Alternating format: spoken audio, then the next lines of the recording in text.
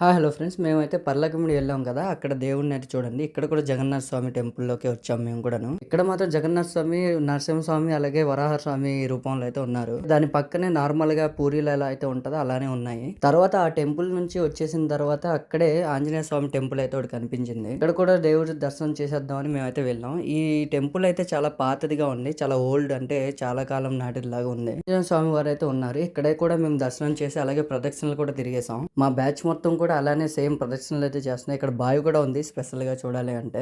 ఆ తర్వాత మేము బయటకి అయితే వచ్చేసాం. ఇంకా జాతర మూడ్లోకి అయితే వచ్చేసాం. ఇక్కడ జాతరలో మాత్రం క్రౌడ్ అయితే చాలా అంటే చాలా మంది ఉన్నారు. పూరిలో అయితే ఎలా ఉన్నారో ఇక్కడ కూడా సేమ్ అంతే ఎక్కువ మంది అయితే ఉన్నారు. కొంచెం తప్పించుకొని బయటికి వెళ్దామన్నా సరే దొరకట్లేదు. ఇక్కడ చూడండి 3 రథాలు అయితే ఉన్నాయి. సేమ్ అక్కడ పూరిలో అయితే ఎలా జరుగుతుంది ఇక్కడ కూడా అలానే సేమ్ రథయాత్ర అయితే జరుగుతుంది. పర్లాకిమిడి కూడా ఆంధ్ర బోర్డర్ కాబట్టి ఎక్కువ మంది అయితే వస్తారు. ఆంధ్ర వాళ్ళు కూడా. జాతర మొత్తం కంప్లీట్ చేసేసి మేమైతే ఇంకా ఇంటికైతే వెళ్ళిపోతున్నాం. మా బెటాలియన్ చూడొచ్చు ఎంతమంది ఉన్నారో మాతో పాటుగా. జాతర మొత్తం చూసి వచ్చేటప్పటికే 10:30 అయితే అయిపోయింది. మేమైతే ఇంటికి వెళ్ళిపోతున్నాం. Thanks for watching.